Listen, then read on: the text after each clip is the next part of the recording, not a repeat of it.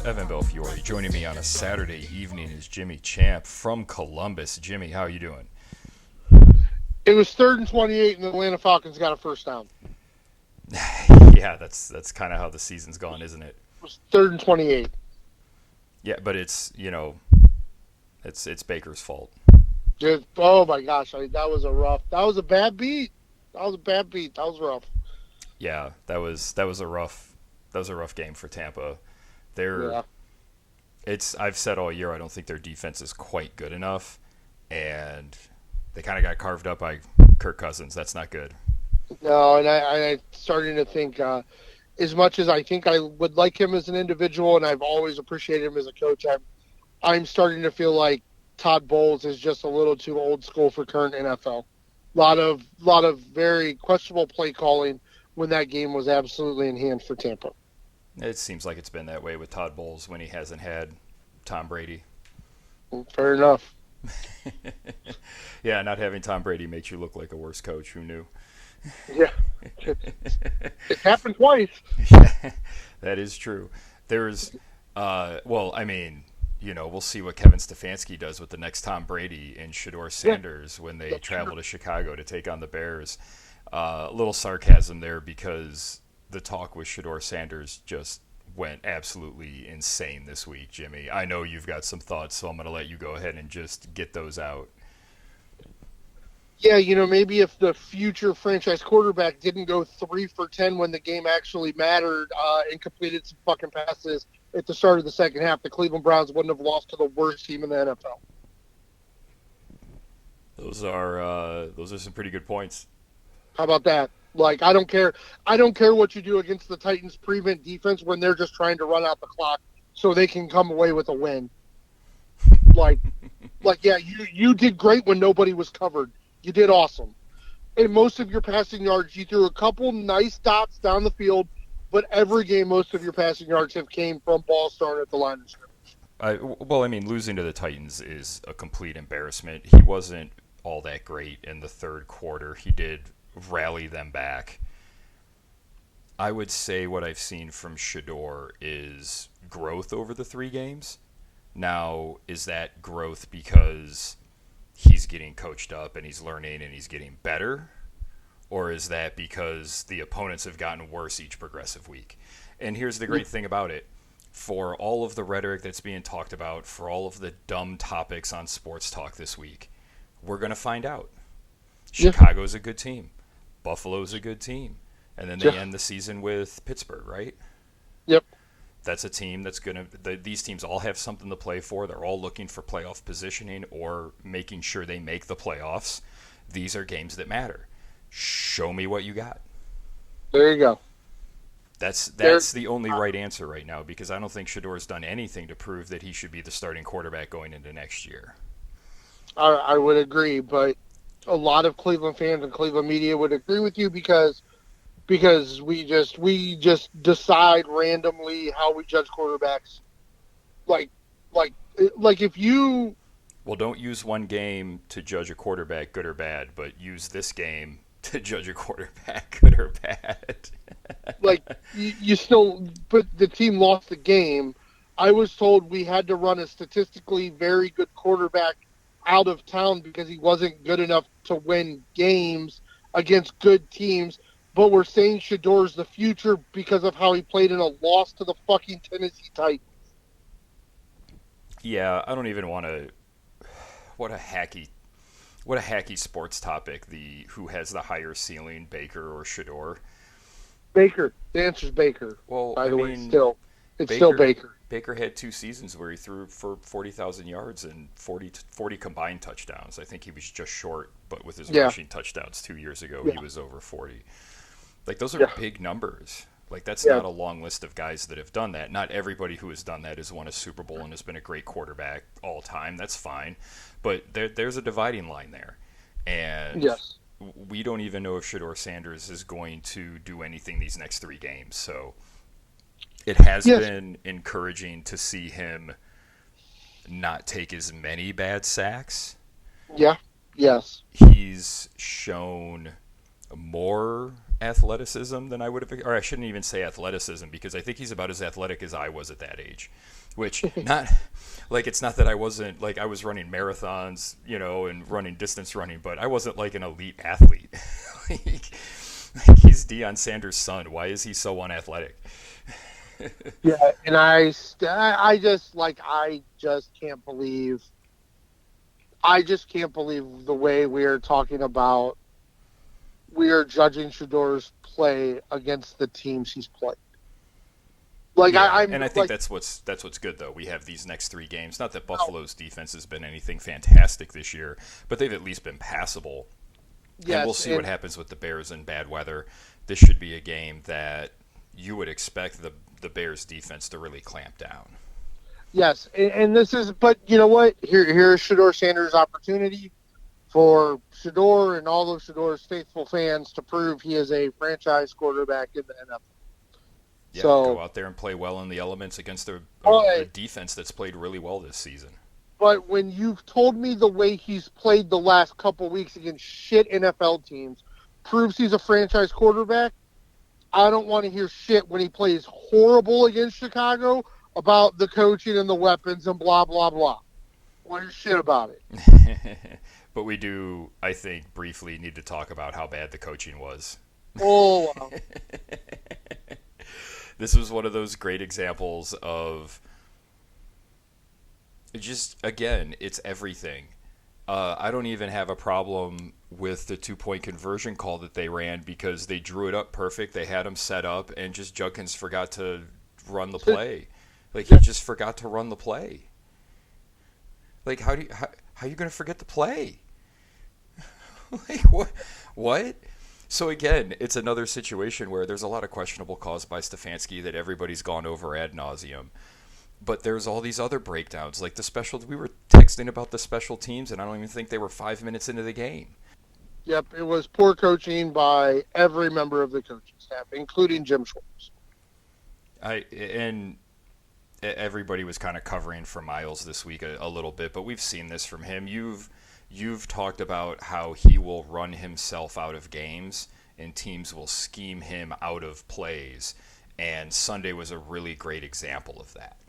When people try to put Myles Garrett in a category of defensive game wrecker, Hall of Fame great defensive players, and I would even go as far to say recently like a J.J. Watt and Aaron Donald, what happened Sunday is what I get pissed off about, because that you never would have drawn up plays to go at Aaron Donald, at J.J. Watt, at Reggie White, at Lawrence Taylor. Keep those guys' names out of your mouth when you're talking about Miles Sanders. He is a sack specialist. He is not an elite defensive player. Yeah, I mean, I don't have anything. Like I like he's a really good player. He's gotten better at handling run plays, but like Sunday's a great example of either a coach or Miles has to have enough sense to see what they're doing. Yes, and like every time this happens, they just keep doing the same thing, and the other team is like, "Oh, okay, then we'll just keep doing this." Yeah, like how do you not have a linebacker cheat to that side? How do you not have a safety on his ass when you see it happening play in and play out? And then that's when I wonder, is it Miles freelancing? Because I feel like Jim Schwartz is a really good coach who would not design a defense where there's a fucking 20-yard gap between players. So is it just Miles freelancing, doing what Miles wants to do because he's never been held accountable for any mistakes he's made for the Cleveland Browns?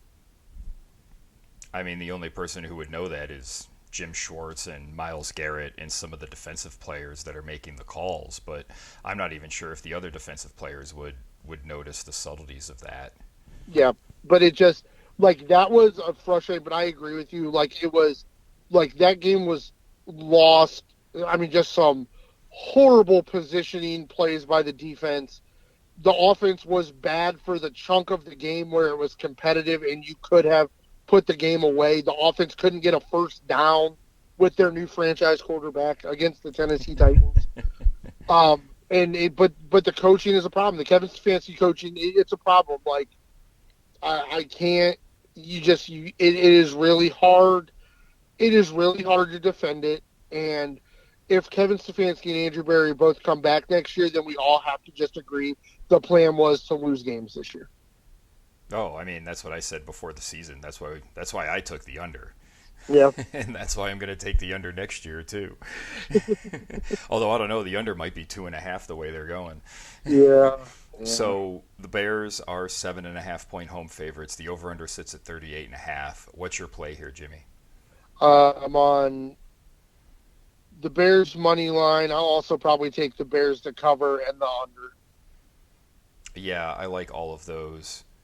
I don't see a way the Bears lose this game, although I mean it could happen. But I don't see how the Browns are really going to be able to do anything. They haven't been able to run the ball as is. The elements are going to be really bad, which I think really plays towards the under and taking the Browns with the points. But if it's going to be that type of game, maybe leave the money line out of it because you're getting plus 229 without the money line bet. You're getting plus 475 with it. Maybe bet both. It's just like to give yourself a hedge because crazier things have happened. Yeah, there's been a lot of chaos in the league this year, so I mean something weird could happen, but I don't see it. I mean, I think the Bears are playing really good football and they're, battling for a division for a playoff spot. I don't think they're going to take the Browns lightly, and there were times where the Packers had trouble moving the ball on the Bears defense, and the Browns ain't the Packers. So, yeah. Although, like I said, if Shador balls out and makes a lot of really good plays against the Bears, we'll have to start taking him more seriously. Yeah, absolutely. Absolutely. But that hasn't 100%. happened yet because they play tomorrow. So maybe everybody should just take a deep breath. Let's see what Shador does over these next 3 games, and then we can judge what should be happening moving forward. Yeah. Any final thoughts on just the circus show that is the Cleveland Browns? No, I think a lot of it goes back to, like, with the Flacco trade, and, Andrew Berry refused to talk about it, and Kevin Stefanski was hung out to dry and had to answer questions. Well, no, they did this at the beginning of the season, Jimmy. Kevin Stefanski's the mouthpiece for the brain trust. But now it's made it bad when you're starting to hear breaks out of the locker room, and players are starting to talk bad about Kevin Stefanski, and Shador. I think it's safe to say Shador has zero respect for the Cleveland Browns coaching staff. So you're going to have to pick a side. Is it Shador or is it Kevin Stefanski? If you would lose another close game because you took Shador off the field, people are going to lose their minds, and the players are going to turn on you if they haven't already, but it feels like they have. And if I'm Kevin Stefanski, I have no idea if anybody has my back, and I might be making phone calls about some of these other coaching openings in the league. That was the thing that I hadn't thought about, wasn't whether or not Kevin would get another job. It's a pretty weak coaching class for people to go out there this year, and there's going to be a number of openings.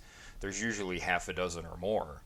So in a year where there's a weak coaching class out there, Stefanski's probably going to get another head coaching job right away. Well, yeah, and we know nationally the belief is Kevin Stefanski has never been the problem in Cleveland.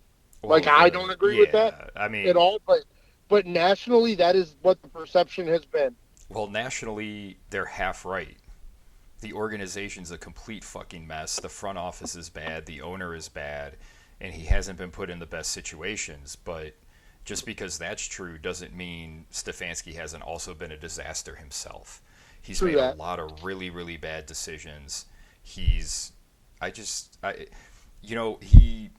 failed, I think, at what you like to bring up, which is he's just not a leader of men. It just doesn't, and I don't know if that's a product of how the Browns have their organization set up because they're so secretive and they pretend like everything's the fucking launch codes to the nukes, and it really comes across as disingenuous. And when we were texting with Ron, about his presser where he just kept saying over and over again, this isn't who we are. Like, that's not who we are. That's not who we are. Like, no, dude, that's who It is. you are. That's who It you've is who you been are. the whole time you've been the head coach of the team. Like, do you have eyes? How does Judkins forget what the fuck to do on that play? I don't know. I can't.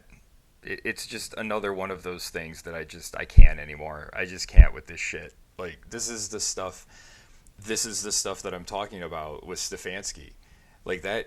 Like you're the coach. How does your player not know the play? How is it? Yeah, it's just yes. I just feel like that comes from the coach on down. And it should be a reflection on Tommy Reese as a coach and a play caller. Like, his guys didn't know the play. Like, that's what we doing. Just one time, it would be really nice to have the camera go to the sideline and see one Browns coach that isn't named Jim Schwartz fucking yelling about something. Yeah, man, that's what we always talk about. Nobody really seems to be held accountable, and there's nobody getting anybody's ass when there's a mistake made. And if they're not doing it during the game, they're not doing it during practice. Yep, I 100% agree with that. All right, so we both like the Browns to cover. We like the under. We like the Bears to win. There you go. Let's check out some of these other games because there are some just enormous spreads on the sheet today or for tomorrow. And first up, we have the Las Vegas Raiders traveling to Philly to take on the Eagles. Eagles are 12.5-point favorites in a game that has an over-under of 38.5. So it tells you where people think points will be scored here. Does this big line scare you at all in this game, or do you like the Eagles? They've just, I don't know what's going on. We know what's going on with them. They're just a mess. Well, right now in the NFL, if you're a mess, the Raiders are good medicine. I am truthfully shocked at how bad the Raiders have been. Like, I didn't think their roster was as bad as they have performed. I thought Ashton Genty was going to be pretty good. I mean, I think they have a top 3 tight end in the league. I can't believe how bad Geno was. Like, the Raiders have just been a mess all year long. Mm-hmm. They try to play with a little bit of energy, but they're just not been very good. And Philadelphia, as much as they've been a mess, they will dominate the Raiders. I think they cover, and I like the under. I like the cover and the under. That's how I think this game goes. Yeah, I'm with you. This just feels like Philly, after a losing streak, is getting to play a crappy team at home, and they're just going to put it to them. Yeah. They're going to stop worrying about making A.J. Brown happy. They're going to run their normal offense, and everything will look like it normally does. Yep. Which is, I know, a boring take, but that's just what I But think is going to happen. It's the truth. I mean, I just think it's what's going to happen, yeah. This game could be the end of the current Kansas City Chiefs dynasty. The Chiefs are hosting the LA Chargers. They are 6-point favorites at home. 41.5 is the over-under. Kansas City's got to win this game or they're done for the playoffs, Jimmy. Yeah, I think, I don't know. This game, I'm so intrigued. I am probably not going to do, bet-wise, I'm probably not going to do anything with this game, but I am intrigued. I want to watch as much of this game as possible because, like, I am very interested how the Chiefs offense bounces back. Like, the receivers were horrible in that game against Houston. Like, yeah, it was like they were alligator in arm everything. Nobody really wanted to get hit after they dead-bodied Rashid Rice. And it just was like, it was really weird because Patrick Mahomes' accuracy was really good. I mean, he was hitting guys in the hands, they were dropping footballs. So I am very curious, but both of these teams need this win to stay in the playoff hunt. And the Chiefs, like I said, this is it. And it's just hard for me to believe that Andy Reid and Patrick Mahomes are going to lose this game. So I am not laying any action on this game, but I am going to take the Chiefs for the sake of our pod. But I'm curious. Like, this was the newest dynasty, and it might already be over maybe. I don't know. We'll see what happens. I thought this was going to be a classic Jimmy Chargers to cover, Chiefs to win, take the under. I'm like, and the bet has been working for me. Like, the trio bets have been working a lot for me, but I I really just have no idea what the Chiefs are going to look like in this game. Yeah. I like the Chargers. These teams always play each other tough. Yeah, usually And close. Harbaugh is a better coach than Andy Reid, I think. At least game coach. Yeah, Because that's Andy fair. Reid has been falling into some of his Yeah, tendencies of like poor game management, bad clock management. yeah, and then like in the moment overcorrecting, like Yes, very much so. Yeah, that's the bad Andy Reid. Saw plenty of that with yeah, McNabb, and we haven't yeah. seen much of it with Mahomes, but he may be pressing too. Up next, the aforementioned Houston Texans are hosting the Arizona Cardinals. They're 10-point home favorites. 42.5 is the over/under, and I'm just ready to lay all 10 and ride with the Texans. Yeah, there has been a lot of chaos in the league this year, but the teams with the really good defenses have had the least amount of chaos. Mm-hmm. And the Texans, to me, have one of the best defenses I've seen in a long time. They're good at every level. They are going to make the day hell for the Cardinals. I'm all over Houston here. I can't believe I'm going to say these words. The Jacksonville Jaguars are 13.5-point home favorites taking on the New York Jets. The over/under is 41. That is an awful lot of points for a team quarterbacked by Trevor Lawrence.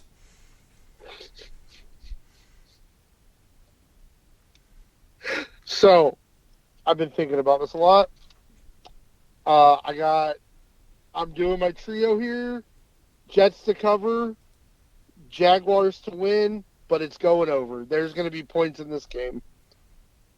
I like that. I This like that game's going to trio. get weird. I think It the always Jags does with the Jaguars, doesn't it? yeah, I think the Jags they'll get a win at the end, but you cannot, no one can trust Trevor Lawrence with a 13-point cover. You just can't. Yeah, I like the Jets to cover that spread. I don't even know if I like Jacksonville on what's a 7-point teaser gets you down to 6.5. Man, Yeah. I don't even feel good about that. No. No. Our next game sees the Baltimore Ravens, another team on the cusp Yeah. of their dominant, well, not really dominant run, but they've been one of the preeminent Yeah. AFC teams. I They're mean, taking on. they've been regular season dominant. I mean, No, that's true. They're taking on the Bengals in Cincinnati. The Ravens are 3-point favorites. The over/under sits at 51.5. Jimmy, do the Ravens keep themselves alive? nah, I think the Bengals win this football game outright. Yeah, I'm taking. I don't know if they win it outright, but I'm taking the Bengals with the points because I'm going to keep saying it until I see something that tells me it's not true. Lamar's not right. Yeah, I mean, he tried to run a little bit in that game last week, and it didn't look good. They don't look good. It looks like it may be the end of the Harbaugh era in Baltimore. And they just look beat Man, up. They don't look fluid. They don't look like they really know what they're doing. And Cincinnati gonna score points. So I really like Cincinnati in this spot. yeah, and I like the over too. Man, imagine if Jim Harbaugh is available. Wait, John Harbaugh. Sorry, Jim's in San John. Francisco. Yep. Imagine John Harbaugh is available and the Browns stick with Kevin Stefanski. This pod's just going to be me and you going, what are they doing? And it's just going to be us asking that question over and over again. Just Of, like yeah, everybody we know, and everybody yeah. should have the same answer. Like I don't know, man. Like John Harbaugh's a way better coach than Kevin Stefanski. Yeah, it's just gonna be the Spider-Man meme. Like what are we doing this? Yeah.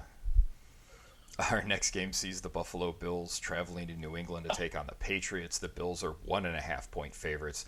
Over/under is 48.5. The Bills probably aren't going to be able to catch New England for the division, but if they are, they got to have this one. Do they get it, Jimmy? No, no, not even kind of. Not even kind of. They needed like 6 lucky rabbit foots to win last week. Like the Patriots are better in every way where it matters, especially on the coaching side, but their defense will be able to slow down Buffalo's offense, and Buffalo's defense will not be able to slow down a very matriculating Patriots offense. I think the Patriots won this game by 2 scores, man. Wow, you think they blow them out? I think the Patriots probably win this game. I think they're just a better team with Mike Vrabel in charge, and I think things have. They're Everybody's going to be saying at the end of this year that the Bills should have fired McDermott the year before. And they'd be right. Yeah, I think last season you always want to get rid of the coach a year too early Yeah. than a year too late, because by the point that before this season McDermott had already been there for quite a while and it just didn't happen. I mean, So it's been weird shit. Like, it's been weird shit for a couple years. Like, there was never, I mean, maybe it was deep on the interwebs in Buffalo, but, like, there was never a national explanation for, like, what the fuck happened with Leslie Frazier as the defensive coordinator. Like, it's just been weird in Buffalo for a couple years, and I just don't think McDermott, he's just not a good enough, like, in-game management, and I don't think he can see the whole picture of what they need to do offensively, because he just gets trapped in, well, Josh is going to do something crazy. yeah, and they're likely to make the playoffs even if they lose this game. Imagine a playoff picture where Josh Allen, CJ Stroud, and Justin Herbert are your wild card quarterbacks with Mahomes and Lamar gone, Yeah. and the top seeds are quarterbacked by Bo Nix, And Trevor Lawrence, old Aaron Rodgers, Yeah. and the guy who's probably Drake May's probably going to be the one that everybody points at of the big teams and goes, well, he's the best quarterback of that group, so I like him. But we haven't really seen them play anybody that good. Yes.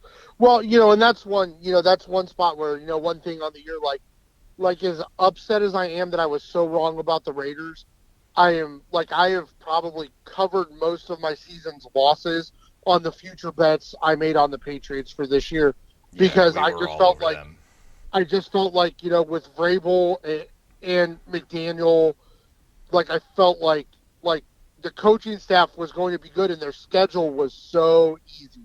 Like they were, but I do agree with you when it gets to the playoffs. But I mean, this is a good test playing Buffalo here too.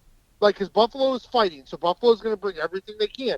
But they'll have a drive where, like, they give the ball to James Cook 9 times and he goes down the field and then he doesn't touch the ball for 45 minutes. Yeah, Like, it's really weird. And just to it's point really out, weird. New England's strength of schedule is 351 opponents winning percentage. The Broncos are at 376, and everybody else is over 420. Yeah, like it matters. It's really bad. It is something that matters, and that's how you get the fluctuation every year, because you get like a team that shouldn't have been as bad as they were. They make a couple of changes and they get a weak schedule and things can happen. But I think this Buffalo New England game is huge. But I agree with you. Like, it's going to be like, it kind of feels like Buffalo's window might be closed, and it's not even because of Mahomes and Lamar. Like, it's so weird. It'll be a real test for the pro Allen media if he doesn't win the Super Bowl this year, and you have Mahomes out of the playoffs and Lamar out of the playoffs. Maybe like that would just be. That would be a real test for how much integrity do some of these people have, or are they just going to hold on to these takes because they're just amazed by Josh Allen's. I mean, let's just say it, like, this is Great White Hopes type stuff. Yeah, but for me, like, I can't even understand, like, this line. Like, I don't understand the line in this game. Like, I don't understand it in the least. Yeah, we both think New England's just a better team. Like, I don't get it. It's so strange to me. Well, our next game features 2 teams where neither should ever be the better team, and it's the New York Giants hosting the Washington Armada. The Giants are 2.5-point home favorites. The over/under is 46.5, and I don't know what to do with this game, so I'm just going to pretend it doesn't exist. Give me the Giants and the over. I don't. These offenses aren't very good, but the defenses aren't very good either. But I think the Giants will pull this one out. Our next game sees the Seattle Seahawks hosting the Phillip Rivers-led Indianapolis Colts. The over-under is 13.5. 41.5 is the over-under. Jimmy, what are the Colts doing? So you know me, I like going into spaces on social media and the internet and getting into fights with big groups of people when I think all the people are wrong. And I couldn't have been more annoyed by the comments about the female Ursay on the sidelines with the headset because she should know what the coaches are saying. And there are really smart football executives who can put on a headset and not understand what the fuck the coaches are saying because coach speak is damn near another language when you're calling plays. Yeah. But she was hot. She's hot, so everybody went, this is cool. She should be fucking fired. Right now. Everyone in the Colts front office should be fucking fired. This is who Sarkisian wanted. He said, "Go get me Phillip Rivers. He knows my offense." This is insane. This is insane. And Seattle is one of the best defenses in the league. Yeah, that's the part that is going to be a problem. And I know, Phillip Rivers, he made the joke. He said, I'm definitely heavier than I was when I was here last, but I never ran away from anybody anyway. But you have been out of the game for 5 years, dude. Yeah, and he wasn't particularly good 5 years ago. No, this is criminal what they are doing. And there are so many quarterbacks out there that you could have acquired to say, just don't throw interceptions and give the ball to Jonathan Taylor and maybe we can still make the playoffs. I mean, that's their way forward. That's how they've done it all year. I'm with you. I think Seattle's going to kick the shit out of them. Yeah. But, you didn't go get Phillip Rivers for him to turn around and hand the ball to Jonathan Taylor. Or at least he ain't gonna. It's just this is so nuts. But, the Colts, much like the Browns since Peyton Manning, are kind of an unserious franchise. They've made a bunch of stupid-ass decisions, too. And this is another one. What does it say about the current state of quarterbacking that the Colts went out and got a guy who hasn't played in 5 years, and people are talking about should Brady come back, even though he's part of over a team, so that can't even happen. But I think it's disrespectful to a lot of the young backup quarterbacks or guys who have been cut from teams or on practice squads around the league. I just think it's kind of disrespectful that you don't believe any this is just nuts to me. I can't get around this. This is crazy. And I do understand what you're saying. Is it just is the quarterback play, is it so bad? And are the colleges running such different shit that an NFL team can't just put you in and have you understand the language and the verbiage and make the offense click? Yeah. But there's no way this was the right answer. There's no way. Who was the guy what was the guy? Oh, I can't think of his name. Damn it. But even we haven't heard anything about Anthony Richardson since he smacked himself in the face with a exercise band. Oh, he's probably still concussed.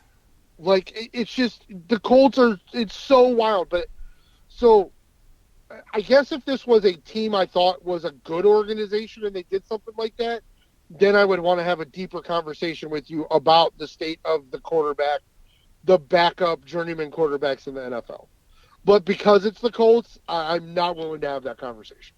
Fair enough. Let's move on to a really interesting game where the Detroit Lions are taking on the LA Rams. The Rams are 6-point home favorites. 55 is the over-under. The Rams have looked like the best team in football from beginning to now. Detroit's that team that I thought would bounce back. You've always been a doubter. You probably, I assume, would like the Rams here to beat the Lions. Yeah, well, I got a lot of pro Rams bets and anti Lions bets that I could use to hit. So I'm definitely leaning the Rams here. I just think the Rams are the better team. I think they have the better coach. Somewhere along the line, Dan Campbell will do something fucking stupid, and it'll cost the Lions field position or points, one of the two, because that's what he does. And he'll get out coached by McVay. And I just think that I agree with you. I think the Rams, with the exception of two weird ass losses to teams I think they are incredibly better than, the Rams have been to me the most complete, good looking team in the league. Yeah, it's Detroit when they run the ball, they look so good. But this is a big time game, so I'm going to fade Jared Goff and go with the Rams. I think they cover. I think they're a really good team, and I just think they're better. I just think they're substantially better. And I do. I like the over here. I think there's going to be a ton of points. Probably. You're probably going to see Montgomery and Gibbs score, and you're going to see Adams score at least once. Puka Nacua is probably going to find the end zone. One of the running backs for the Rams will score. Yeah, if you're making like player prop parlays for anytime touchdown scores, there's like 7 guys you could take with confidence from this game, I feel. Yeah. Our next game is another big one that sees the Green Bay Packers taking on the Denver Broncos in Mile High. The Packers are 1-point road favorites. 42.5 is the over-under. Denver, Bo Nix seems to make 3 plays a game that somehow makes up for all of his shitty play the rest of the game. I don't understand how that keeps happening. Packers by 1 trillion, baby. Oh, you like the Packers? I think the Packers are the better team. I think they're a team that defensively can match up to what Denver does defensively, but I think their offense is better. Unless Jordan Love just shits the bed and turns the ball over a couple of times. I mean, it's always a possibility with Jordan Love. But I think Green Bay's defense is good enough to stymie Bo Nix long enough, and I think Denver is a top 5 defense in the league, but I don't think they can just stop the Packers offense. They've been doing a lot of really creative stuff. They've been back to things they do that really work. But you know what? Their head coach does some dumb shit sometimes too. So be curious to see, because I definitely think the Broncos have the coaching edge in this game, but I just think the Packers are just better. I just think there's a better team. Up next, the Carolina Panthers are traveling to New Orleans to take on the Saints. The Panthers are 3-point road favorites. 40.5 is the over-under. And because I have so much money on Tampa, I'm taking Carolina because they're going to win the division. It makes me mad to say that, but I think they're going to win the division. I don't think they're going to win the division because it's still going to come down to the 2 head-to-head games, and I think they're going to split them. I think Tampa will be okay in those 2 games. They should, but it's a chaos year, and what is more chaotic than the Carolina Panthers with Bryce Young playing not very good, even though people are going to say how great he's played. Like, they're not good, and somehow they're going to win the division. They'll probably win it at like 8-9. It'll be after they lose to the New Orleans Saints this week. Wow, you think the Saints are going to beat them? I would love it. It would help me out a lot. The Saints just keep doing weird shit, and they found a really weird formula last week, and I think they're going to do it again this week. Up next, another one of those big lines. The San Francisco 49ers are hosting the Tennessee Titans. 12.5 is the over-under. 12.5 is the spread. 44.5 is the over-under. I like the 49ers here. Tennessee stinks. 49ers at home playing a team that just came off what to them is a big win. Let-down game for the Titans. 49ers are good. They're not going to fuck around. Yeah, there's nothing else to say there. A great coaching job being done out there in San Francisco. Like, they're down a lot of pieces, and they're doing a really good job. So, I'm with you. So there's teams besides the Browns that have injuries.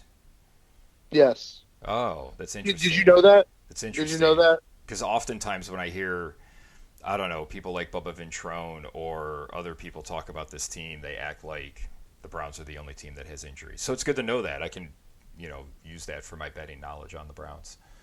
Yeah, apparently, like, if you're the Browns, you only get to practice if you're a starter. Apparently that's... Yeah. Up next, the Vikings are traveling to Dallas to take on the Cowboys. Dallas are 5.5-point favorites. 47.5 is the over-under. All right, is this a game where Dallas is just better than Minnesota? Is Dallas better than Minnesota? I mean, J.J. McCarthy's not. He don't look like the answer. No, he's definitely not the answer. but I'm still not sure Dallas is better than Minnesota. I'm probably going to do my trio bet here. I'm probably going to go Minnesota to cover, Dallas to win, and the over, because I think Dallas will be able to score enough on Minnesota, and Minnesota, everybody scores on Dallas's defense. So, Yeah. but this is Dallas needs to win this game. Like, they cannot lose in this spot. And this is also a big game for JJ McCarthy. Like, if you look bad against Dallas's defense, then you're definitely not the guy. Yeah, Dallas sitting at 6-6-1. They're currently 10th. And like right now the Lions at 8-5 are out of the playoffs. Yeah. So they got to win this game, Yep. which is probably why they're going to win this game. I like your bet. I like your bet. I think you're going to see. I like the under though. I don't like the over in this game. I think Really? Brian Flores' defense always seems to play well. Yeah, he does have a good defense. And JJ McCarthy just doesn't seem like he's got it. But no, I will tell you though, I would lean the other way though. If I thought this was going to be a low-scoring game, I would take the Vikings money line to win. Interesting.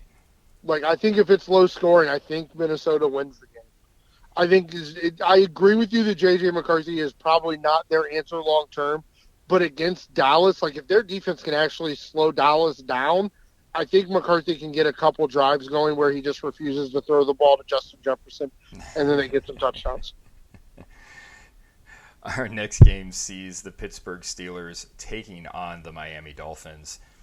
Pittsburgh are 3-point home favorites. 42.5 is the over/under. I'm interested what your thoughts are in this game, Jimmy, because Miami's looked a lot better lately. Pittsburgh coming off that big win against Baltimore. What's your play here? Steelers. I think the Steelers cover. I think it's going to be a close game early. I think Tua does something stupid late. The Steelers defense create a turnover and they win by like 9.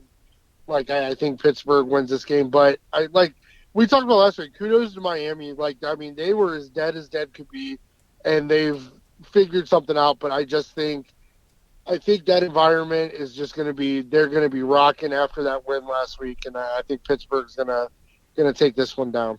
I'm going the other way. I like Miami to cover and maybe to win. And the two reasons that I think that are, one, it's the Pittsburgh Steelers, and weird shit happens to them, especially when they come off wins, and you're like, oh yeah, this is a spot where they should definitely win. This is a spot they should definitely win. And it's the old Baltimore-Pittsburgh game. Like, those games are tough. Those guys hit each other.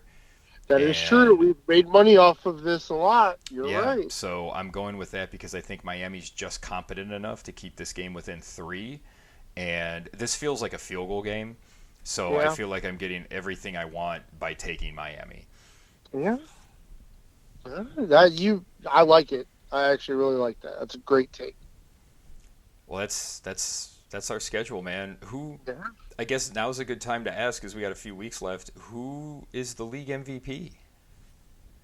Matthew Stafford. Yeah, I agree. I guess Drake May just hasn't quite done enough. No, I will say I think if the Colts could somehow win out, Jonathan Taylor may legitimately have a chance. Especially now. Yeah, like he could legitimately have a chance, but I don't think they can win out because I talked enough about the Colts. But yeah, I think it's Matthew Stafford. I think it's deserved. He's just played great football. He's made some just incredible throws, just using the weapons that have been given to him. They're winning games. I think they end up winning the NFC. Like I think it's Matthew Stafford. Who do you like for Offensive Player of the Year? Jonathan Taylor. Yeah, I think that's what has to happen. I don't think any of the quarterbacks have been good enough. Yeah, I think Jonathan Taylor's just been incredible. I think it sucks the way their season is going to end. They're going to miss the playoffs. They're going to have a losing streak to lose. But yeah, I think... Man, it'd be rough if they missed the playoffs after that start. And it would just what a bummer. Your season ends because fucking Daniel Jones tore his ACL. Well, I mean, their season was going to end because their schedule finally got hard. But, healthy Daniel Jones or injured Daniel Jones, they were going to lose these games. But I just think, but Yeah, Jonathan, I feel like we because got you have robbed. to, We don't get to bet like, against Daniel Jones in these games. It's yeah, it's pretty frustrating. But the Texans game did enough for me. So, but yeah, I think Jonathan Taylor is just going to end the year on a really strong note and really, and he's done all the right things all the time. So yeah, I think Jonathan Taylor gets the award. all right. Well, that's it. That is week. What are we at now? Week 15. Phew, 3 weeks left after this, and then the Yeah, playoffs come, and the playoff picture will look a lot different.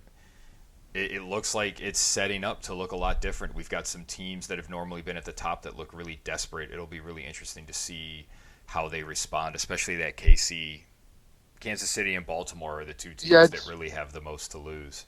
like it's been funny because like I've been looking at my future bets that I made at the start of the year for teams for playoff teams, and like the only teams I'm going to miss in the big parlays I made are either Kansas City or Baltimore. I don't think they're both going to end up missing the playoffs. Like it would still surprise me, but Yeah, you there's no think way. one of them will sneak But their way in one way or there's the like other. no way they're both going to make the playoffs. So I'm like that is rough. I mean, Like they're tied right now at 9 and yeah, 10. yep. So it would be really crazy, but it's probably good for the league. um, everybody like the Chiefs hate has been as real as the Patriots hate got.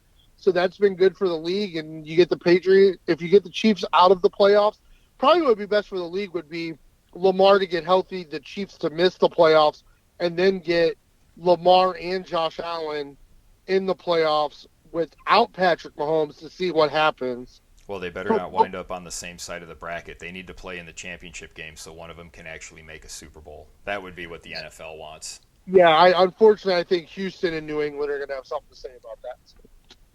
Yes, I would agree with that as well. And I think the NFC is going to give us some absolutely classic playoff games. Like there are some really good football teams in the NFC. Yeah, and those teams they're teams that are going to maybe show up for a game or two. I don't know how like I don't trust Chicago to win 4 playoff games. I don't No. trust the Niners to win 4 playoff games. I don't trust Seattle to win 4 playoff games. Definitely don't trust Carolina or Tampa to win 4 playoff games. So you've got these teams out there, but their best is as good as anybody in the league. Yeah. Like if they come out and they play their A game, like they're going to be tough to beat. So again, we'll see how it plays out. It does look like the Rams and the Packers are the teams you can trust the most over there. Yeah, and I just but it is going to be good. Like I mean, like this Rams Lions game, like that's going to feel like it's going to feel like the NFC Championship game. Like it's going to be a great game. Like I'm really looking forward to that game.